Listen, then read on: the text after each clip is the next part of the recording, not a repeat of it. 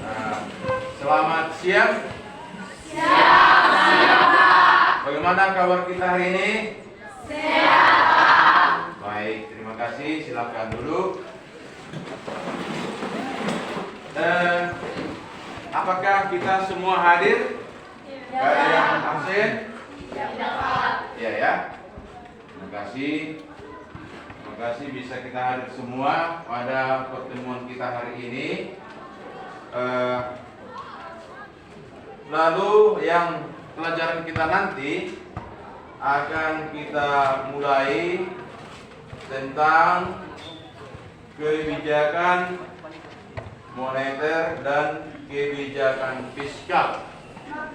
Tetapi untuk pertemuan kita hari ini ya hanya untuk membahas tentang kebijakan moneter. Ya. Mungkin dari antara kalian baru pernah mendengarkan kebijakan moneter atau kebijakan fiskal. Bapak tanya dulu, apa sudah pernah mendengarkan tentang kebijakan moneter atau kebijakan fiskal? Sudah ya? Oke. Jadi kurang lebih nanti kita akan pelajari apa itu kebijakan moneter ya. Apa itu kebijakan moneter? Bagaimana pemerintah melaksanakan kebijakan tersebut dan kebijakan fiskal. Namun pertemuan kita pagi ini hanya untuk kebijakan moneter ya. Untuk itu anak didik kami mohonlah kalau nanti kita mulai pelajaran ya ditulis dengan baik ya. Apa yang kita lihat nanti saya tayangkan di PowerPoint, disimak, dituliskan.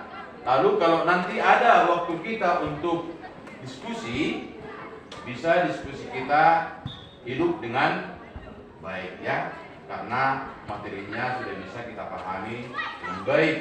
Dan juga nanti akan kita buat persentase antara kelompok dengan kelompok, dan masing-masing kelompok nanti akan memberi tanggapan terhadap persentase hasil daripada diskusi yang ada di kelompok kita ya.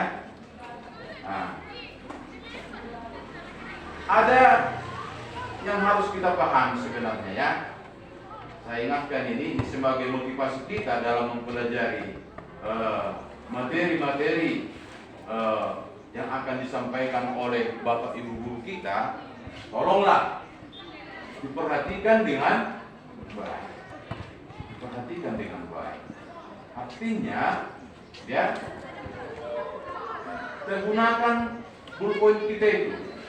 Jangan dibiarkan diam. Ya. Kalau nanti saya sajikan lewat PowerPoint ya tentang materi kita hari ini, boleh kamu catat ya, boleh kamu catat, kamu simak apa inti daripada pelajaran kita hari ini.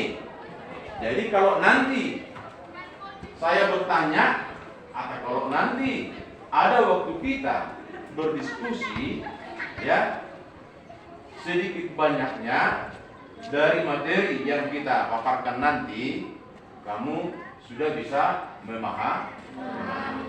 Dan tentu saja ini nanti menjadi modalmu ya, menjadi modalmu dalam melakukan kegiatan-kegiatan diskusi yang akan kita bagi menjadi 4 kelompok ya.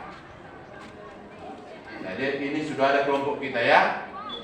Ada kelompok kita, ada kelompok pertama, ada kelompok 2, ada kelompok 3, ada kelompok 4.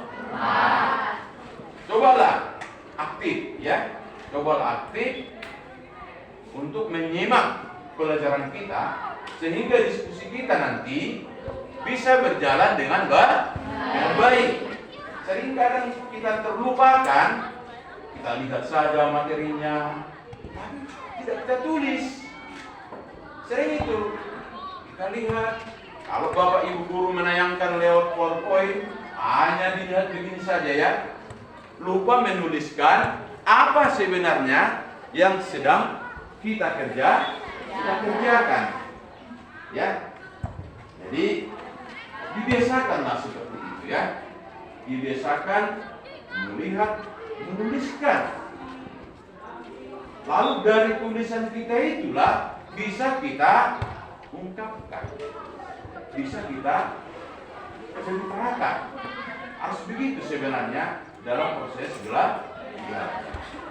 Itulah keaktifan anak didik kami. Ini saya motivasikan ini ya. Saya beri motivasi bagaimana sebenarnya cara belajar itu ya. Aktiflah menulis. Dan tulisan itulah nanti akan kamu pelajari di rumah. Iya kan? Itu. Jadi zaman sekarang ini saya lihat kebanyakan hanya untuk menonton. Hanya video saja ya. Ya. Tapi lupa menulis apa yang kita tonton, apa yang kita dengar. Lalu kekurangannya lagi saya lihat ya, kita kurang aktif mengkomunikasikan apa yang kita sudah tulis. Kita sadari itu adik-adik kami? Sadari enggak? Sadari ya. Jadi itulah sebagai motivasi yang bisa saya berikan. Nanti sebentar lagi akan Bapak tayangkan materi kita tentang kebijakan moneter dan kebijakan fiskal. Namun pertemuan kita pada pagi hari ini saya batasi hanya untuk kebijakan moneter. Ya. Lalu sebelum kita masuk ke sana, ya, kamu pernah mendengarkan naiknya harga-harga? Kita apa itu kira-kira? Harga sembako. Harga apa lagi? Iya, harga pakaian, harga sembako, harga minyak melambung tinggi, ya, yang terus menerus, ya, terus menerus. Jadi tidak hanya sekali, tidak hanya musim, ya. Itulah yang disebut dengan inflasi. Naiknya harga-harga secara terus menerus. Di sini pemerintah harus berupaya menstabilkan harga. Itu kira-kira itu nanti yang mau kita pelajari ya. Kira-kira itu nanti yang mau kita pelajari. Apalagi kira-kira yang sering kamu dengar tentang moneter. Kamu pernah mendengarkan harga suku bank tinggi?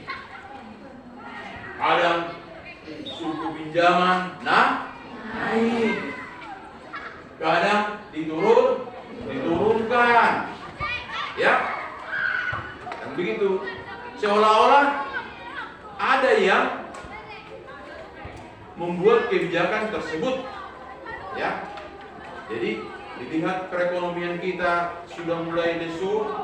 Bagaimana ini rakyat kita ini? Mungkin kekurangan modal. Dari mana uangnya? Kan begitu kan? Dari mana uangnya? Pemerintah mencoba membuat kebijakan. Kira-kira apa kebijakan yang mau dibuat pemerintah agar modal masyarakat bisa tersedia?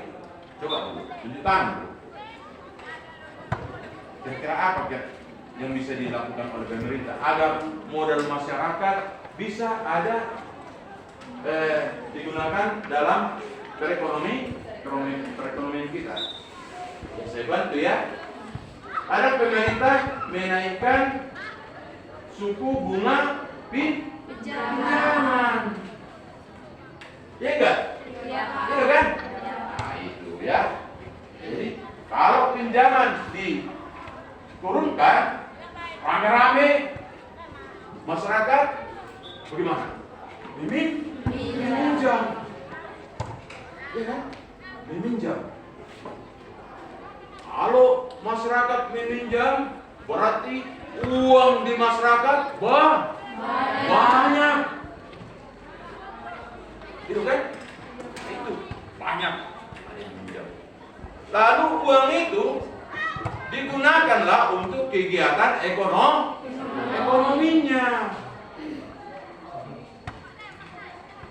Ada yang tahu tentang kegiatan ekonomi? Ini masih ingat pelajaran SMP, kegiatan ekonomi? Masih kan? Ada kegiatan apa yang pertama? Berproduksi. Perlukah uang di sana? Perlu. Ada kegiatan berdistribusi. Ada kegiatan berkonsumsi. Ini semua menyangkut uang,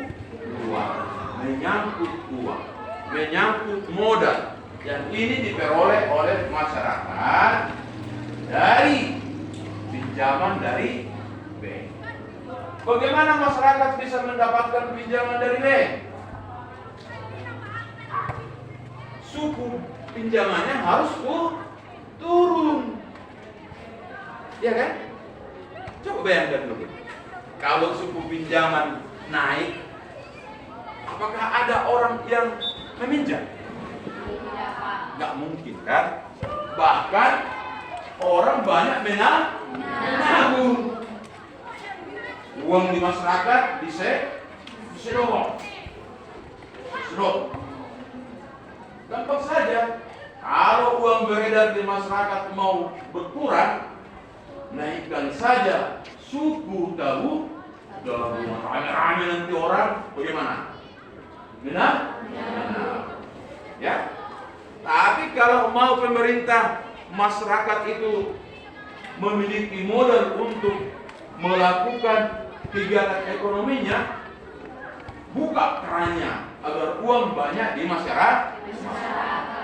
Bagaimana orang membuka? Bagaimana pemerintah membuka keran? Keran air dibuka. Bukan suku pinjam. Terus ada? Iya. Ibarat air, kalau air mau meluap, buka keran. Kalau uang mau banyak beredar di masyarakat, putar keran. Kebijakan.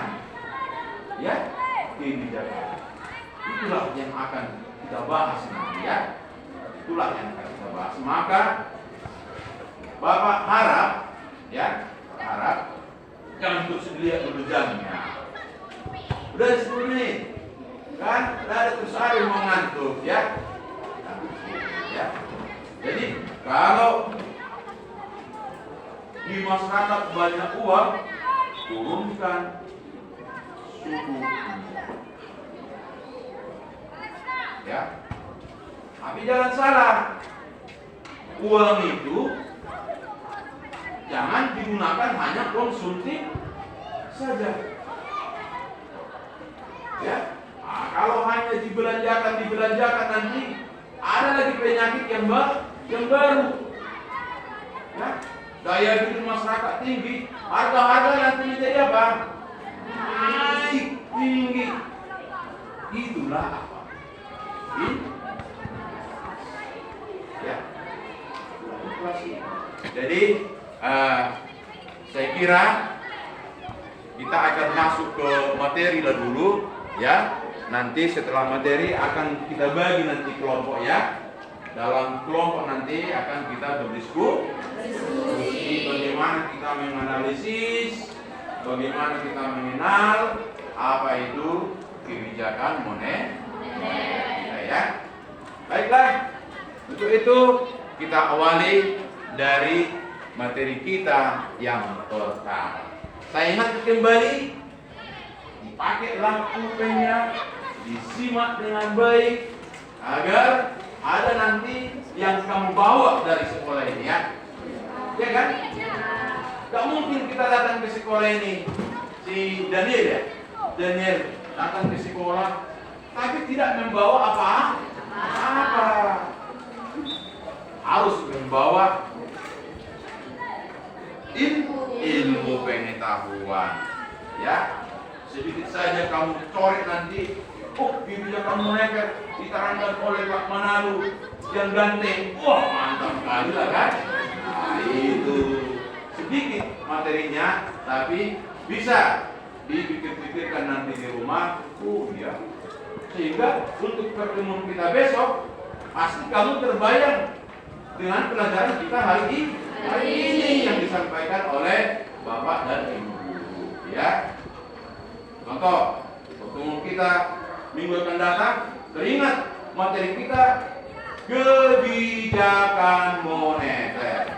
Coba kita ulang, kebijakan moneter. Kebijakan moneter. Moneter, buang ya. Baiklah, apa sebenarnya kebijakan moneter? Coba.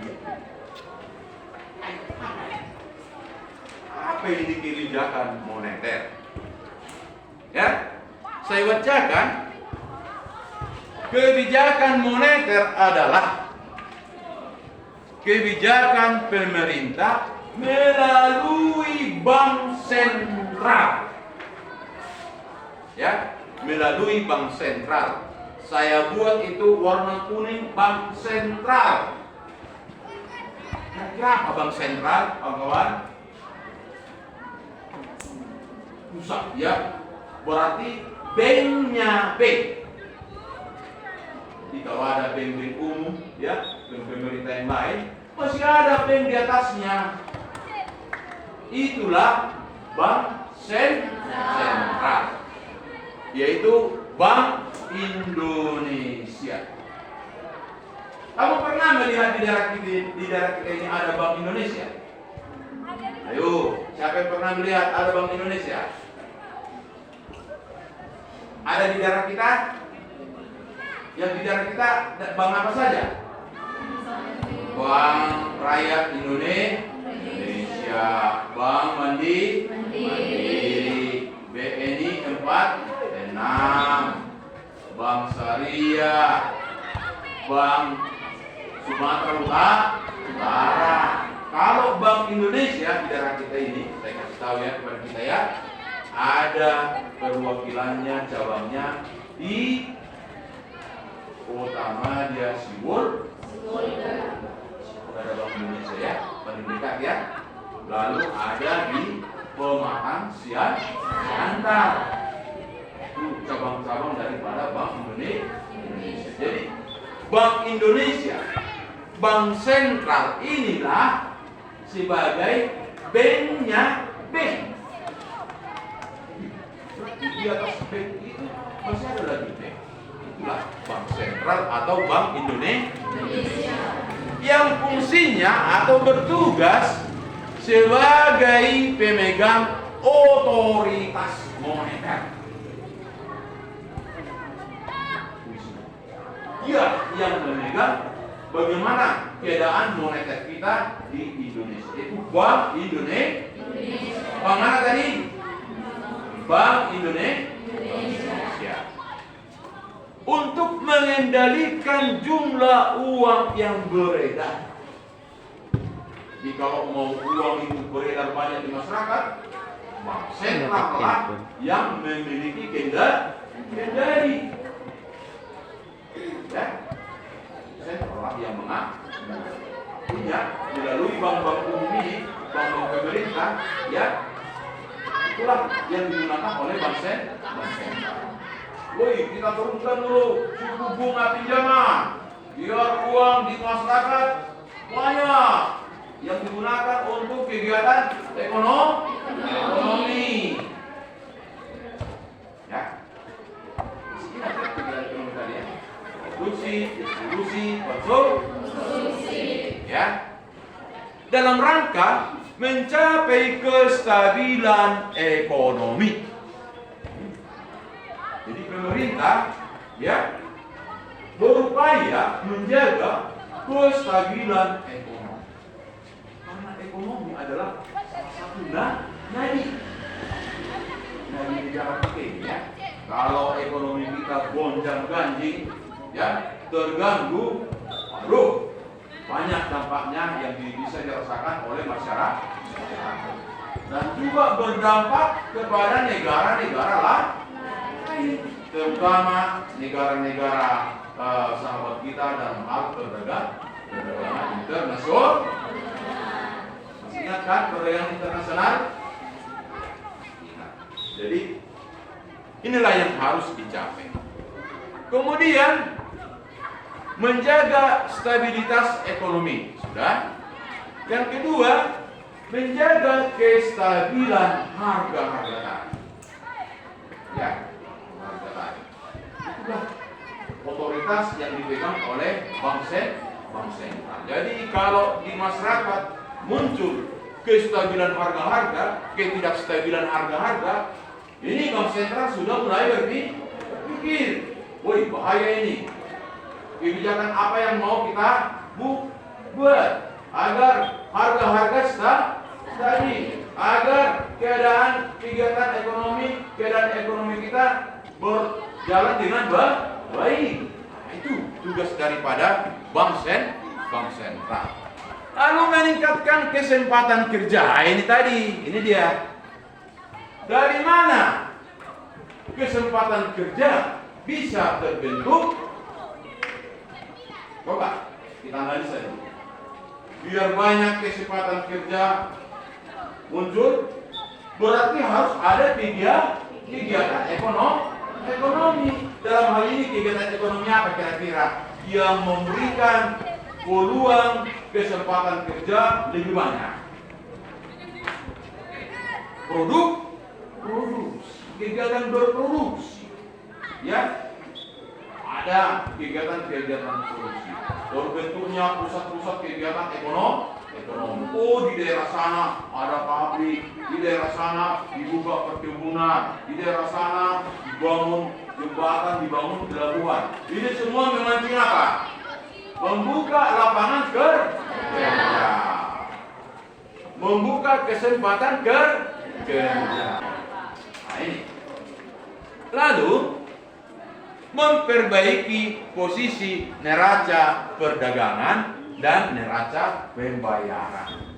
Jadi harus balance, harus seimbang, ya, seimbang. Ibarat takaran, ibarat timbangan, ya, kiri dan kanan. Begitu yang bagus sama kita, ya, neraca pembayaran dan neraca perdagangan kita. Ekspor dan impor kita haruslah seimbang. Itu, ya. Baik. Nah, kira-kira di sini bisa dipahami tadi. Siapa tadi yang memiliki otoritas untuk menstabilkan kegiatan ekonomi? Bank sentral. Siapa yang memiliki otoritas untuk menjaga kestabilan harga? Bank sentral. Siapa yang otoritas untuk menyeimbangkan neraca pembayaran dan perdagangan? Bank sentral. Melalui apa? Kebijakan moneter. Ya. Kebijakan moneter, perhatikan, ada dua. Ya. Yang pertama, kebijakan moneter ekspansif, dan yang kedua, kebijakan moneter kontraktif. Inilah nanti yang mau kita diskusikan, ya. Inilah yang mau kita analisis nanti, apa itu sebenarnya. Kebijakan moneter ekspansif, isi money policy atau politik uang longgar, isi mudah, ya. Politik uang longgar, dilonggarkan keran itu, ya, biar uang beredar banyak, ya. Yaitu kebijakan bank sentral untuk menambah jumlah uang beredar di masyarakat ketika negara mengalami deflasi, resesi, dan depresi ekonomi. Intinya, ketika kegiatan ekonomi masyarakat lemah, lesu, ya, lesu. kurang bergairah. Harus diberikan apa? Obat. Diberikan obatnya.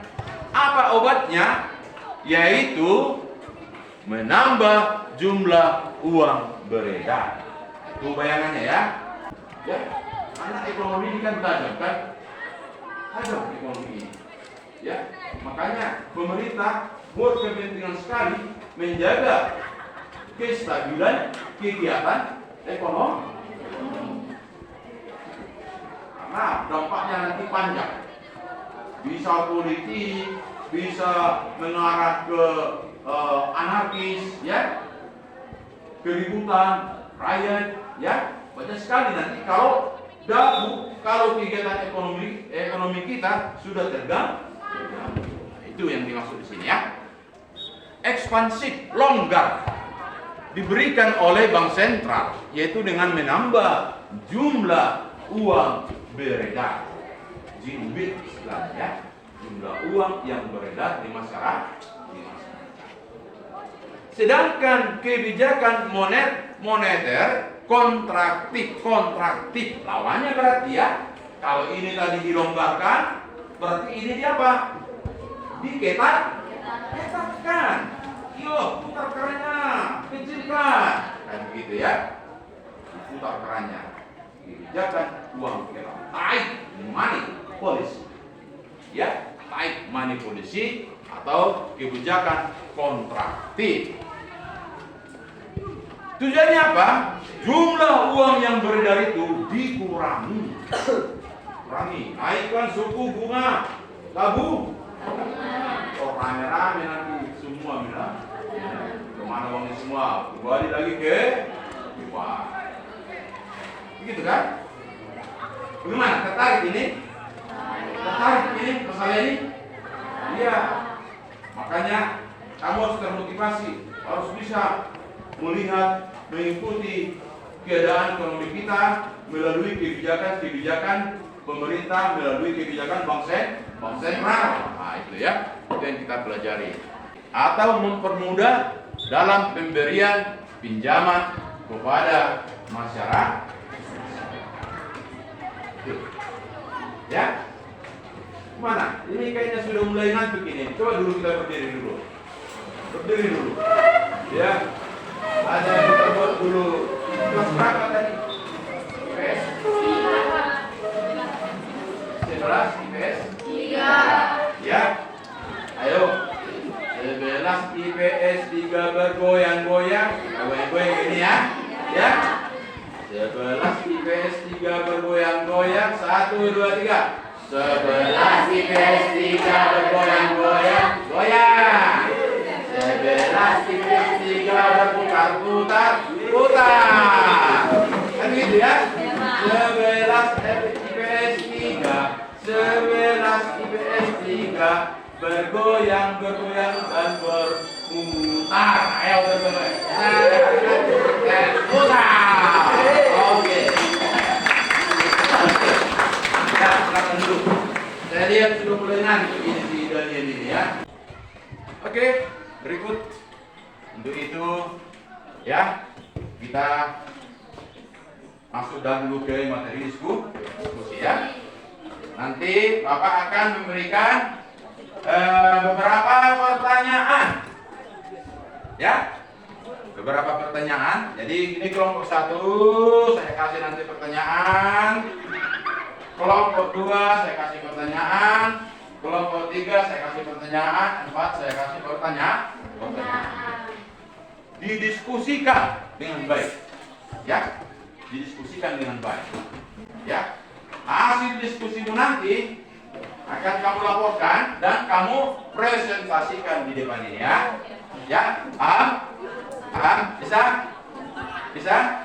Jadi, cobalah nanti kelompoknya bagus untuk mempresentasikan hasil diskusinya. Dan kelompok lain nanti merespon dengan baik. Bagaimana merespon dengan baik? Mungkin bisa memberikan feedback, umpan balik berupa apa? Sanggahan mungkin, pertanyaan mungkin, atau saran atau pendapat bagaimana hasil daripada kelompok-kelompok yang akan kita laksanakan ya. Udah? Oke. Baik. Pas ya kelompok kita karena semua hadir ya. Nah, oke, kelompok 1 di sini ada pertanyaannya. Nah, ada pertanyaan nanti. Jadi kita diskusikan sekitar 20 menit ya. Oke. Lalu kelompok 2. Oh, tapi ditentukan siapa nanti moderatornya ya. Siapa yang menjadi mempresentasikannya, dan ada sekretaris juga untuk menanggapi pertanyaan ya. Jadi pertanyaan nanti ke moderator ya. Moderatorlah yang berhak memberikan waktu kepada peserta kelompok lain untuk menanggapi. Ini pertanyaan untuk kelompok 2 didiskusikan ya. Untuk diskusi nanti boleh saya pandu ya. Kalau ada yang kurang jelas pertanyaannya, boleh bertanya ya, dan saya pandu nanti dengan baik ya. Oke, bisa diskusi dengan baik? Oke, karena presentasi kita sudah berakhir, mari dulu tepuk tangan kita. Kelompok duduk. Kami kasih waktu berapa ini, abang kedua? Bisa 20 menit? Saya. Oke, silakan. Masing-masing kelompok mendiskusikan. Nah, ya, boleh dirapatkan apanya. Oh, kursi kemarin. Kalau kursi.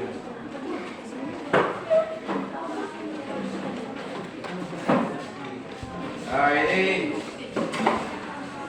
Oke. Udah? Ya. Silakan.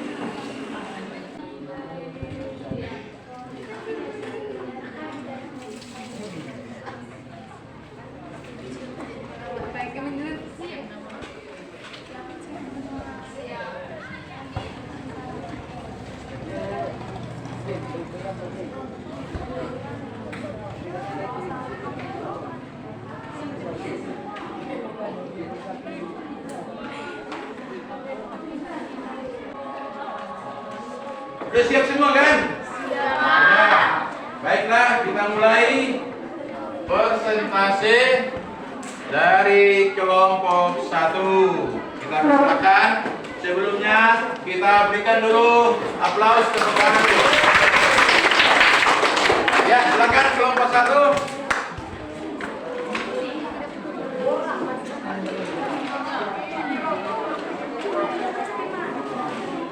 Ya, di sini sajalah. Nah, masing-masing kelompok 3, 2, 4. Coba direspon, disimak dengan baik ya. Apa yang dipaparkan atau hasil daripada diskusi kelompok 1 ini. Siapa yang tadi moderator? Boleh diperkenalkan dulu siapa yang menjadi pembicaranya. Atau hasil daripada diskusi kelompok 1 ini. Siapa yang tadi moderator? Boleh diperkenalkan dulu siapa yang menjadi pembicaranya. Silakan. Selamat siang kawan-kawan. Siang. Nah, kurang bergairah. Ulang dulu. Selamat siang kawan-kawan. Siang. Kami dari kelompok pertama ingin mempresentasikan hasil diskusi kelompok kami yang berjudul contoh kasus penerapan kebijakan moneter dalam hal menjaga stabilitas ekonomi. Saya Tony Sitohang sebagai moderator pertama, saya Estani Samula sebagai sekretaris, dan teman-teman sekalian sebagai anggota. Stabilitas ekonomi. Stabilisasi ekonomi adalah tidak adanya fluktuasi berlebihan dalam ekonomi makro. Perekonomian dengan pertumbuhan output yang cukup konstan dan inflasi yang rendah dan stabil akan dianggap stabil secara ekonomi. Perekonomian dengan resesi besar yang sering terjadi, siklus bisnis yang jelas, inflasi yang sangat tinggi atau bervariasi, atau krisis keuangan yang sering terjadi akan dianggap tidak stabil secara ekonomi. Terpeliharanya stabilitas moneter adalah salah satu dimensi stabilitas nasional yang merupakan bagian integral dan sasaran pembangunan nasional. Stabilitas moneter yang mantap mempunyai pengaruh luas terhadap kegiatan perekonomian, termasuk diantaranya kegiatan di sektor perbankan. Kebijakan moneter yang pada umumnya menempatkan dua indikator kebijakan moneter penting, yakni suku bunga dan uang beredar. Akan tetapi, dalam keseharian perekonomian, hanya indikator suku bunga yang dapat dimonitor secara langsung oleh masyarakat. Oleh karena itu, lazimnya masyarakat juga dapat melihat dan merasakan beberapa hal penting yang menjadi indikator dari stabilitas moneter. Sebagai tolak ukur stabilitas moneter diantaranya yaitu laju inflasi pada tingkat yang cukup rendah, suku bunga pada tingkatnya tidak wajar, nilai tukar rupiah yang realistis, ekspektasi masyarakat terhadap moneter. 4. Tolak ukur bisa dilihat sehari-hari dan dirasakan pengaruhnya oleh masyarakat. Perkembangan beberapa tolak ukur stabilitas moneter tersebut mempunyai keterkaitan yang erat dengan perkembangan kegiatan perbankan yang baik secara langsung maupun tidak langsung. Contoh kasus krisis keuangan yang terjadi pada tahun 2008 adalah contoh bagaimana masalah dalam sistem keuangan dapat memengaruhi stabilitas ekonomi secara keseluruhan. Krisis keuangan dapat terjadi ketika terdapat masalah dalam sistem keuangan seperti kredit bermasalah, pengambilan risiko yang bermasalah, dan ketidakseimbangan pasar keuangan. Krisis keuangan dapat memicu resesi ekonomi dan dapat menyebabkan kerugian besar bagi masyarakat dan perusahaan. Terima kasih. Ya, tepuk tangan dulu. Jadi tadi apa yang kalian bawakan? Contoh kasus penerapan kebijakan moneter dalam hal menjaga stabilitas ekonomi. Ya, jadi itulah topiknya ya. Baiklah, untuk itu diberikan kepada kelompok yang lain mungkin menanggapi. Silakan, moderator. Kami akan menyampaikan soal